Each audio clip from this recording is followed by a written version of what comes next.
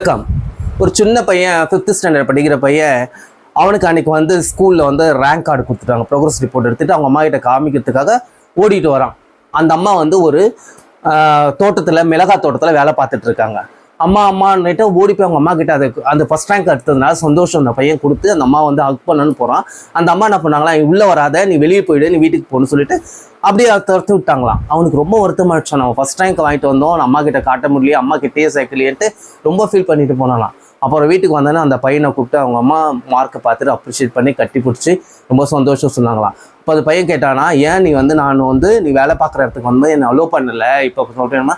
அப்போ அந்த அம்மா சொன்னாங்களாம், நான் வேலை செய்கிற இடம் மிளகாய் தோட்டம், அந்த மிளகாய் பறிக்கும் போது அந்த நெடியெலாம் என் மேலே வந்து இருக்கும், நீ வந்து கிட்ட வந்தீங்கன்னா அந்த நெடி ஒன்று வந்து தாங்கி தொல்லை பண்ணும், அதனால அந்த நெடி ஒன்று தாங்க முடியாமல் போயிடும் சொல்லி புரிய வச்சாங்களா. இதாங்க தாய்மை உணர்வுன்றது. தாய்மை உணர்வு தானாக வர்றதுங்க. ஓகேங்களா? வணக்கம்.